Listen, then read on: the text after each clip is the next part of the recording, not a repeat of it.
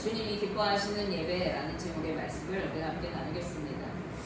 오늘 우리는 하나님께 예배를 드리기 위해서 이 자리에 나와 있습니다. 그런데 여러분들은 왜 예배를 드리고 계십니까? 무엇 때문에 예배를 드리고 있는 것입니까? 우리는 같은 시간, 같은 자리에 나와서 예배를 드리지만 그 목적과 마음이 다 다를 수 있습니다. 또 주님을 믿지 않는 사람들도 저마다 자신이 섬기는 신에게 예배를 드리고 기도를 합니다.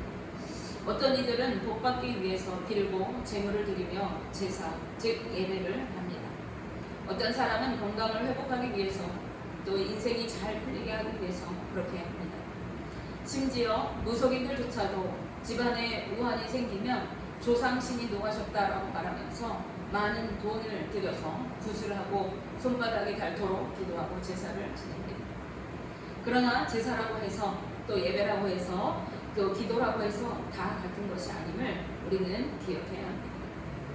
그런데 교회에 다니는 사람들 중에도 무속신앙이나 우상을 섬기는 것처럼 주님께 예배하고 기도하는 사람들이 있다는 것이 오늘 말씀입니다.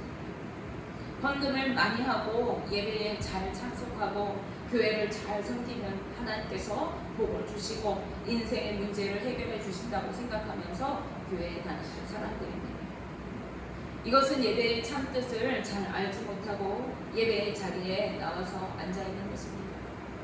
이렇게 종교생활하는 사람들의 특징이 두 가지 있습니다. 첫째는요, 왜 예배해야 하는지, 왜 믿어야 하는지, 우리가 믿는 그분이 어떤 분이신지 알지 못하고 덮어놓고 믿는 경우가 많다는 것입니다.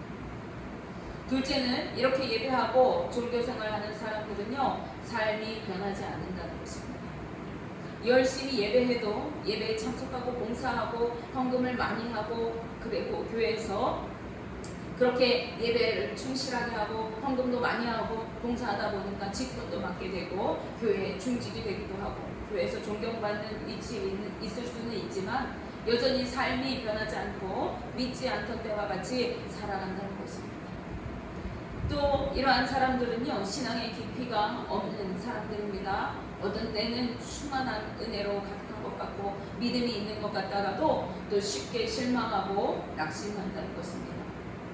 일이 잘 되고 평안할 때는요, 일이 좋은 것처럼 그럴듯하게 말하면서도 일이 잘 안 되고 어려움과 고난이 찾아오면 쉽게 절망하고 하나님이 안 계신 것처럼 행동하기도 하고 급기야는 교회에 안 나오고 아예 신앙을 떠나기도 합니다. 그런데 이런 사람들은요, 하나님과 아무 상관없이 그저 교회만 왔다 갔다 하면서 삶을 살아가는 사람일 수가 있다는 것을 우리는 기억해야 합니다. 오늘 본문 말씀에서 하나님께서는요, 이스라엘 백성들에게 예배에 관하여 이사야 선지자를 통해서 말씀하고 계십니다. 우리 본문 앞부분 말씀에는요, 당시 이스라엘 백성들이 하나님 앞에서 어떻게 행하고 있었는지를 이야기합니다. 그들은 하나님을 거역하고 하나님의 뜻대로 살지 않았습니다. 이사야 1장 2절 말씀에서 하나님께서는 내가 자식을 양육하였거늘 그들이 나를 거역하였다 이렇게 말씀하십니다. 자식같이 이스라엘 백성들을 기르고 보호하고 지키고 그들과 함께 하였는데 그들이 하나님을 거역하고 따르지 않았다는 것입니다. 그러면서 이스라엘 백성들을 향해서 하나님 이렇게 말씀하십니다. 이사야 1장 4절 말씀에 슬프다 범죄한 나라요 허물진 백성이요 흉악의 종자요 행위가 부패한 자식이로다. 그들이 여호와를 버리며 이스라엘의 거룩하신 이를 만홀히 여겨 멀리하고 물러갔도다. 아멘. 그들은 여호와 하나님을 업신여기고 버렸다고 말씀하십니다. 죄악을 저지르고 범죄하였다고 하십니다.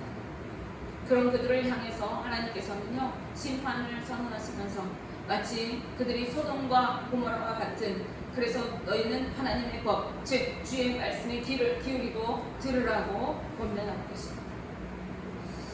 마치 멸망한 소돔과 고모라와 같이 이스라엘 백성들에게 죄악이 반응했다는 거예요.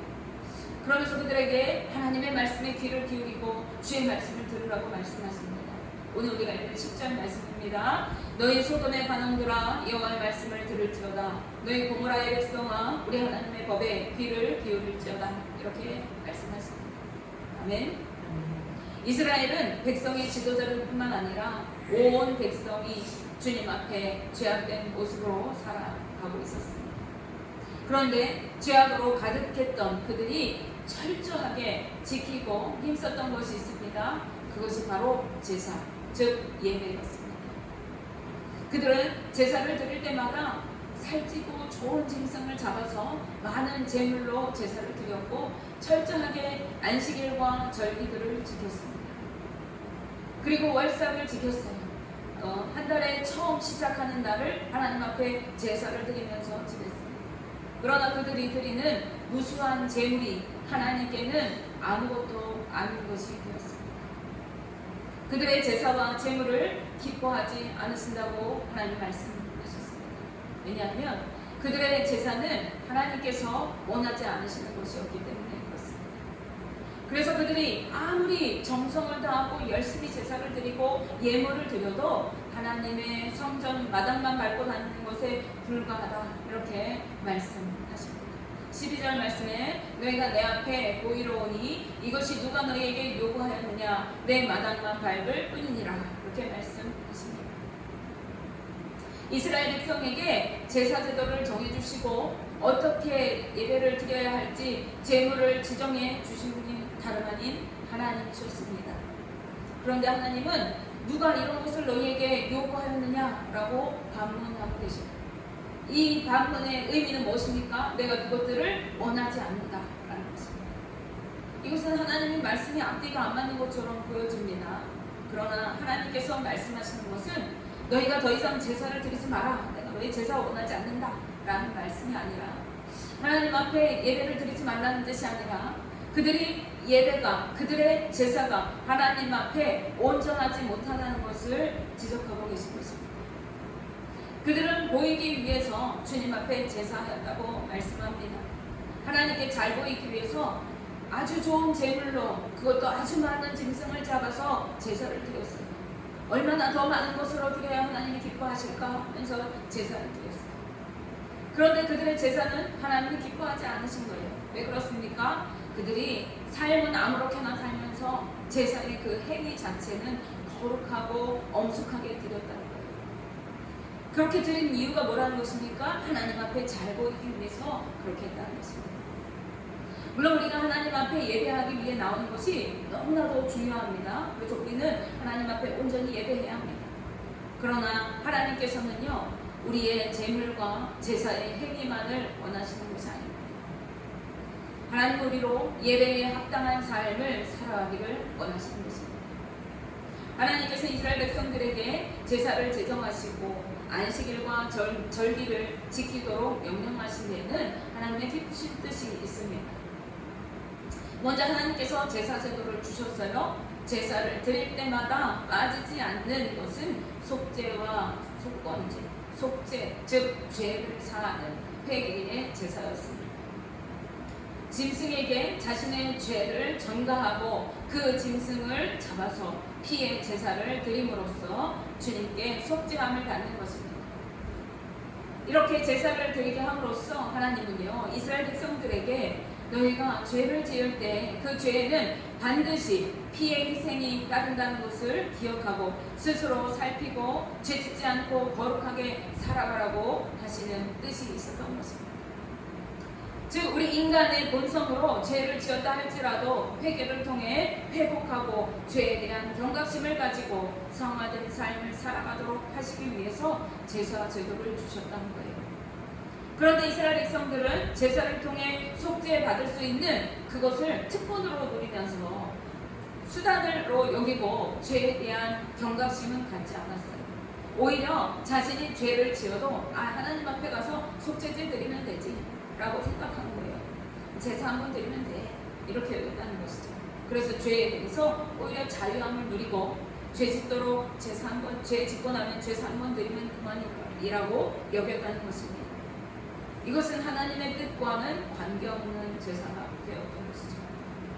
그런가 하면 한 주에 한 번씩 하나님께서는 제7일마다 안식일을 지키게 하셨어요. 안식일을 지키게 하신 이유는 이스라엘 백성들로 하여금 그들이 하나님과 언약을 맺은 거룩한 하나님의 백성임을 확인하고 자신의 정체성을 기억하면서 그에 걸맞는 거룩한 삶을 살아가도록 하시기 위한 것입니다. 즉 안식일마다 주님의 성전에 나올 때마다 하나님이 우리를 택하신 그 은혜를 기억하고 우리는 하나님의 거룩한 백성이지 라는 것을 확인하면서 하나님의 백성답게 살아가기를 결단하는 그러한 기회로 삼으라고 하신 거예요. 출애굽기 31장 13절 말씀을 보시면요, 너는 이스라엘 자손에게 말하여 이르기를 너희는 나의 안식일을 지키라. 이는 나와 너희 사이에 너희 대대의 표징이니 나는 너희를 거룩하게 하는 여호와인 줄 너희가 알게 함이라. 이렇게 말씀합니다. 안식일을 지킴으로 하나님과의 언약을 맺은 하나님의 백성이라는 것을 확인하고 거룩하게 하시는 하나님 아버지를 인정하고 그분을 경외하면서 하나님께서 주시는 은혜와 축복을 누리며 살아가도록 안식일을 지키게 하셨다는 것입니다. 그러나 그들은 자신들의 정체성을 잊어버리고 그저 제사를 드리고 제물을 많이 드리는 행위 자체에 집중하면서 더 좋은 제물로, 더 풍성한 제물로 제사를 드리면서 하나님께 더 자신을 나타내고 알아주시기를, 그래서 더 많이 복 주실 것을 생각하면서 그렇게 제사를 드렸다는 것입니다. 이것은 하나님께서 원하시는 것이 아니라 이방신을 섬기는 방식이에요. 우상을 섬길 때 우리는 어떻게 합니까? 우상이 노하시지 않게 그 우상을 달래줘야 돼요. 그래서 더 많은 돈을 들여서 더 많은 제물로 제사를 드릴수록 더 복주고 그 우상이 노하지 않아서 우리의 삶을 안정하게 할 것이다. 이렇게 하는 것이 우상을 섬기는 방법이거든요. 근데 이스라엘 백성들이 하나님을 그런 방법으로 섬겼다는 거예요. 하나님께서 원하시는 것은 우리가 제사나 제물을 드리는 행위 자체를 원하시는 것이 아닙니다. 우리의 회복과 성화를 원하시는 거예요. 우리가 예배를 드리러 주님 앞에 나올 때마다 우리는 우리가 하나님의 백성임을 확인하고 하나님의 위대하심을 경험하면서 주님이 주시는 은혜로 그 능력으로 채워져야 합니다. 그래서 우리가 거룩성을 회복해야 돼요. 비록 세상에서 정신없이 살면서 죄짓고 살고 하나님과 관계없이 살아갔을지라도 주일날 주님 앞에 나와서 예배할 때만큼은 내가 하나님의 백성이었지, 내가 하나님 뜻대로 살았어야 됐는데 깨닫고 하나님의 은혜로 다시 충전하고 세상으로 나아가야 한다는 것입니다. 다음으로 하나님께서 절기들을 지키게 하셨어요. 그것은요, 그들이 하나님께서 베풀어 주신 은혜를 기억하고 감사하면서 받은 은혜를 가지고 세상에 나아가서 나누고 베풀며 함께 기뻐하도록, 그래서 하나님의 백성으로서 거룩함을 나타내도록 하시기 위한 것입니다. 그래서 하나님께서 절기를 지키라고 명령하실 때마다 그 이유를 반드시 말씀하셨어요. 너희가 유월절을 지켜라 말씀하시면서 그것은 내가 너희를 애굽에서 이끌어냈기 때문이다 라는 그 조건을 얘기하세요. 너희가 무교절을 지켜라, 그것은 너희가 그날에 무교병과 쓴쑥을 먹으면서 그 유월을, 그 구원을 예비했기 때문이다 얘기하셔요. 장막절을 지키라고 얘기하시면서 그것을 지키면서 너희가 광야에서 그 장막 지으면서 유목 생활하던 그 광야길에서 하나님 함께 하셔서 그 떠돌이 생활하는 그 가운데서도 하나님 먹이시고 입히시고 너희 함께 하시고 은혜로 너희들을 구름기둥 불기둥으로 두르고 함께 하셨던 것을 너희가 기억하면서 그 절기를 지키라고 하세요. 너희가 초실절을 지키되 너희가 밭에 농사한 곡식을 거둘 수 있음을 감사하면서 지내라고 말씀하세요. 너희가 수장절을 지키라고 이야기하시면서 너희가 한 해 농사하는 동안에 내가 때를 따라 늦은 비와 이른 비로 채워주고 너희가 1년 동안 수고한 그 모든 곡백과를 거두어 창고에 쌓아둘 수 있도록 베풀어준 은혜를 기억하면서 지켜라고 말씀하세요. 그래서 하나님께서는 그 절기마다에 담긴 의미를 설명해 주시는 것이고 그 절기들을 지내면서 온 성에 있는 사람들과 함께 그 제물을 나누고 함께 기뻐하고 즐거워하도록 명령하셨습니다. 이같이 하나님께서 안식일과 절기들 그리고 그때마다 제사하게 하신 이유는 이스라엘 백성들로 하여금 자신들이 어떤 존재인가를 기억하고 회개와 거룩한 하나님의 임재를 통해 여호와 하나님을 경외하며 거룩한 하나님의 백성으로 살아갈 힘을 얻고 그 얻은 힘을 가지고 거룩한 삶으로 하나님의 영광을 나타내도록 하시기 위한 것이었습니다. 그런데 당시 이스라엘 백성들은 이러한 하나님의 마음과 뜻을 제대로 알지 못했어요.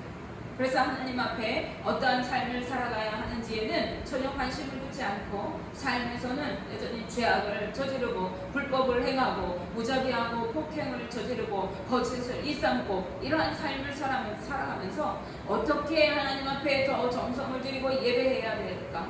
어떻게 우리가 많은 돈을 들여 많은 비용을 들여 많이 헌신해서 예물을 드리고 제사해야 할 것인가? 그것에만 관심을 두었습니다. 따라서 삶은 여전히 죄악 가운데 살고 화려하게 값진 재물만 가지고 예배하는 그 행위만을 강조하면서 살아갔다는 거예요.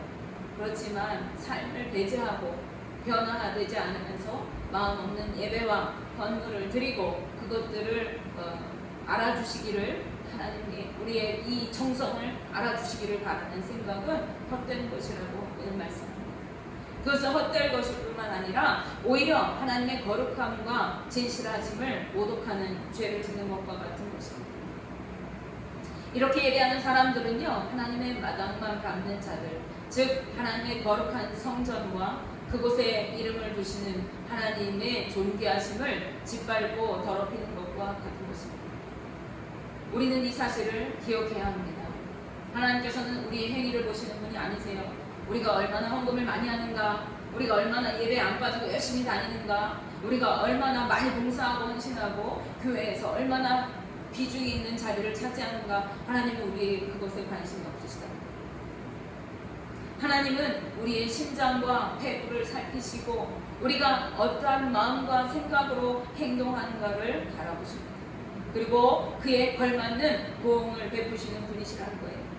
에레미야 17장 10절 말씀에 나 여호와는 심장을 살피며 폐부를 시험하고 각각 그의 행위와 그의 행실대로 보응하느니라, 이렇게 말씀하고 계십니다. 우리는 바른 동기로 예배를 드리고 예배를 통해 주님이 주시는 영적인 능력과 믿음을 회복해야 합니다. 예배를 통해 우리를 구원하여 주셔서 거룩한 백성 삼아주신 하나님의 은혜를 되새기고 주님을 경외하면서 영과 진리로 예배하고 또한 거룩한 하나님의 자녀답게 성화된 삶으로 세상으로 나아가서 거룩하게 살아가면서 경건의 능력을 나타내고 주의 복음을 증거하는 삶을 살아가야 하는 것입니다. 그래서 주의 성전은 우리의 전초기지입니다. 우리가 세상에서 복음으로 살아가도록, 우리가 세상에서 주의 말씀을 따라 거룩한 삶을 살아가도록 그 능력을 공급받고 은혜를 공급받고 다시 재충전하는 기회가 바로 예배 시간인 거예요. 이것이 주님께서 기뻐하시는 예배, 거룩한 산 제물되는 신령한 예배인 것입니다. 그렇지 않고 우리가 예배의 자리에서는 열심을 다해 예배하고 거룩하고 경건한 것처럼 앉아 있으면서도 삶의 자리에서는 여전히 세상에 머물러 살면서 죄악된 모습으로 살아갈 때 하나님께서는 우리의 예배를 기뻐하지 않으십니다. 우리의 예물과 헌신은 헛된 것이 되고 마는 것입니다. 뿐만 아니라 우리의 기도에도 하나님 외면하시고 눈을 감으신다고 말씀하십니다. 본문 15절 말씀에 너희가 손을 펼 때에 내가 내 눈을 너희에게서 가리고 너희가 많이 기도할지라도 내가 듣지 아니하리니 이는 너희의 손에 피가 가득함이라, 이렇게 말씀합니다. 손에 피가 가득한 채로 죄악된 모습으로 살아가는 채로 두 손을 들고 주님 앞에 부르짖어 기도할 때에 내가 듣지 않고 눈을 가려버리겠다 말씀하십니다. 이것은 너희와 상관하지 않겠다라고 하시는 것입니다. 이것은 예배자의 모습은 삶에서도 하나님 앞에서 거룩하고 정결하게 살아가야 하는 것을 말씀하는 것이라고 할 수 있겠습니다. 그러므로 우리는 죄악된 모습을 버리고 거룩한 행실로 또 행하면서 그 모습대로 그대로 주님께 나와야 하는 거예요. 이사야 1장 16절에서 17절 말씀에 너희는 스스로 씻으며 스스로 깨끗하게 하여 내 목전에서 너희 악한 행실을 버리며 행악을 그치고 선행을 배우며 정의를 구하며 학대받는 자를 도와주며 고아를 위하여 신원하며 과부를 위하여 변호하라 하셨느니라, 이렇게 말씀합니다. 스스로 씻고 깨끗하게 하여서 하나님 앞에 거룩하게 살아가고 악한 행실을 그치고 선행을 배우고 정의를 구하라고 말씀합니다. 이것은 회개와 돌이킴 그리고 성화의 삶을 살아가는 것입니다. 즉 삶의 모든 죄악된 모습들을 결단하여 끊어버리고 깨끗한 마음과 양심을 가지고 하나님께서 지켜보신다는 것을 의식하면서 살아가라고 말씀하시는 것입니다. 그리고 선행을 배우고 정의를 구하라고 말씀합니다. 올바르게 살아가기를, 잘못된 것을 바로잡아서 좋은 상태로 만들어가는 것을 배워서 몸에 익히라고 말씀하고 있어요. 그리고 배운다는 것은 그걸 지식으로 배운다는 것이 아니겠죠. 이것을 잘 알아서 그렇게 행하도록 우리의 몸에 습관적으로 배도록 하라는 것입니다. 그리고 정직하고 의롭게 살아가라고 말씀합니다. 이렇게 삶의 육적인 삶과 영적인 삶을 회개하고 바로 세워갈 때 하나님께서는 자비와 긍휼을 베풀어 주시고 우리에게 회복과 축복을 주실 것을 약속해 주십니다. 즉 우리가 회개하고 돌이킬 때 우리가 이전에 주홍같이 붉은 죄, 진홍같이 붉은 죄가 가득했다 할지라도 하나님께서는 우리의 죄를 눈과 같이 양털같이 희게 해 주실 것을 말씀하십니다. 주님을 예배하고 온전한 믿음으로 살아가는 주의 백성들이 말씀대로 순종하여 살아갈 때 하나님은 땅의 아름다운 소산을 먹게 될 것이라고 말씀해 주십니다. 우리가 주님 앞에 예배한다고 할 때 우리는 이 한 시간 주님 앞에 나와서 주님 앞에 헌신하고 봉사하고 주님 앞에 조아리는 이것으로 끝이 아니라는 거예요. 우리가 주님을 예배한다고 할 때에 이 예배 자리에 있는 그 모습 그대로 주님의 뜻 안에서 삶으로 살아내야 한다는 것입니다. 그것이 진정한 하나님이 기뻐하시는 예배자의 모습인 것입니다.